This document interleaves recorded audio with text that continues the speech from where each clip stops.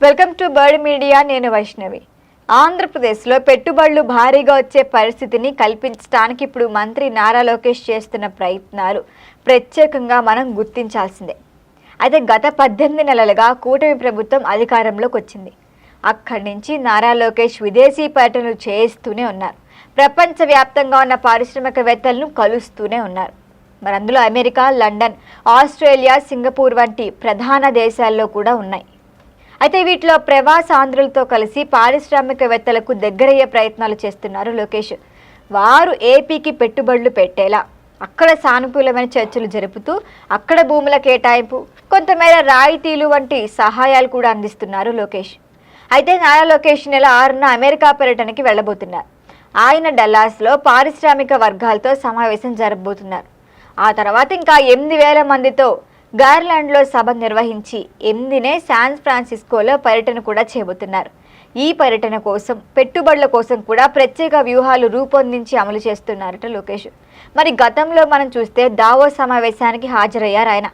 అక్కడ పెట్టుబడుల ఆకర్షణలో సానుకూల ప్రణాళికలు కూడా చేపట్టారు. ఇదే రిపీట్గా లండన్లో కూడా జరిగింది. లండన్ పర్యటనలోనూ పారిశ్రామికవేత్తలతో ఆయన సమావేశాలు నిర్వహించారు. వాస్తవికంగా మనం చూస్తున్న గూగుల్ డేటా సెంటర్ విశాఖలో స్థాపించబడే విధంగా ఆయన అక్కడ మీటింగ్స్ జరిపి వాళ్ళకి సమాధానాలు కూడా ఇచ్చారు. ఈరోజు గూగుల్ డేటా సెంటర్ విశాఖకి రావడం, మరి దీంతో ప్రతిపక్షాల విమర్శలకు నిరాధారంగా నిరాకరించబడినట్లుగా కూడా తెలుస్తోంది. అయితే నారా లోకేష్ చర్యలపై సమాజం, విద్యావంతులు, ప్రజలు సానుకూల అభిప్రాయాన్ని వ్యక్తం చేస్తున్నారు. గతంలో ఆయనపై చాలా వరకు వ్యతిరేక ప్రచారమే జరిగింది. అప్పట్లో వ్యతిరేక ప్రచారం చేసిన వాళ్ళు కూడా ఇప్పుడు ఆయన చేస్తున్న పని, ఆయన తీరుని సమర్థవంతంగా మెచ్చుకుంటున్నారు. నారా లోకేష్ ఎక్కువ ప్రకటనలు చేయకుండా ఆయన దృష్టి అంతా పెట్టుబడులు తీసుకురావడంపైనే కేంద్రీకరించి పనిచేస్తున్నారు. మరి ఇది రాష్ట్రానికి పెట్టుబడులు వచ్చే సందర్భంలో మరింత ప్రభావాన్ని కలిగిస్తోంది. ఇలాంటి పర్యటనలు, పెట్టుబడుల చర్చలు, సానుకూల సంభాషణలు రాష్ట్రానికి పారిశ్రామిక అభివృద్ధికి దోహదం చేస్తాయి. మరి నారా లోకేష్ వ్యవహరించే విధానం ప్రకారం ముందుగా పనులు పూర్తి చేసి తరువాతే ప్రకటన చేయటం ద్వారా విశ్వాసాన్ని కూడా పెంచుతున్నారు. మరి ఇప్పుడు విదేశీ పెట్టుబడులు ఏపీకి రావటం, దాంతోపాటు మౌలిక సదుపాయాలు, పరిశ్రమల స్థాపన, ఉద్యోగ అవకాశాలు కూడా పెరగటం వంటి ప్రయోజనాలను ఏపీకి అందిస్తుంది. ఇప్పటి వరకు లోకేష్ చేసిన అన్ని పర్యటనలు, ఇంకా చర్చల ఫలితంగా ఏపీకి గూగుల్ డేటా సెంటరే ప్రధాన పరిశ్రమని రప్పించగలిగారు. ఇప్పుడు ఆయన అమెరికా పర్యటన కూడా ఇదే విధమైన సానుకూల ఫలితాన్ని ఇవ్వగలదని కూడా నిపుణులు అంచనా ఇస్తున్నారు.